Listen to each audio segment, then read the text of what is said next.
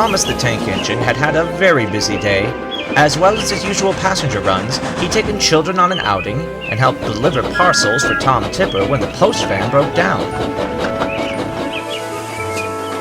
had been hard work, and he had to hurry to get everything done in good time. By the time he got back to the shed that night, he was exhausted. Edward could see how tired Thomas looked. "If you didn't rush around so much, you could manage much better, Thomas. Rushing around gets engines into scrapes. You'll still manage to get the work done if you slow down, and better still, you wouldn't be so exhausted at the end of a day." Thomas didn't want to listen to Edward. "Going fast is fun. I know you're trying to be kind, Edward, but you don't always know what's best." "Going fast can be fun," agreed Edward, "but sometimes it can lead to trouble." "Stuff and nonsense," said Thomas cheekily, and went to sleep instead. But the next morning, Thomas still felt tired when his driver came to start work. As he set out on the branch line with Annie and Clarabelle, the two coaches seemed heavier than usual. He had to puff as hard as he could when climbing over the hill before the airfield station, and by the time he rolled over the top, he was almost out of puff. "Maybe Edward was right," Thomas wheezed, and slowed down just a little bit for the rest of the journey.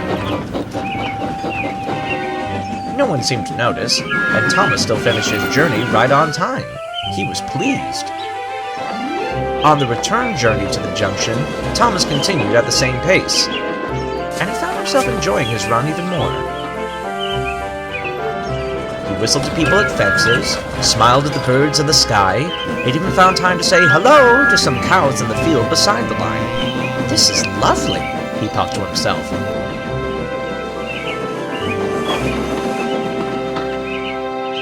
Then there was trouble. Up ahead at the level crossing, a lorry was stuck on the line. One of its wheels had come off, and the vegetables it was taking to market were everywhere. Thomas had to stop before he collided with it. He braked as hard as he could. His brakes squealed as it went slower and slower, but the lorry got closer and closer. "Oh, my wheels and coupling rods!" cried Thomas. "I have to stop!" With one last big effort, Thomas came to a halt just in front of the lorry. "Well done, Thomas!" cheered the driver. "You stopped just in time. What a clever engine you are!" The lorry driver thought so too. "If you hadn't stopped in time, there could have been a very nasty accident." The passengers leaned out of the windows, cheering and clapping for Thomas. He felt very proud of himself, and it was all because he'd listened to Edward. That night, Thomas apologized. "I'm sorry I was cheeky, Edward. You were right. I enjoyed going a bit slower today, and better still, if I had gone any faster, I might have hit that lorry." "Well, I'm glad you didn't," said Edward. "Sir Topham Hatt says you were a real hero."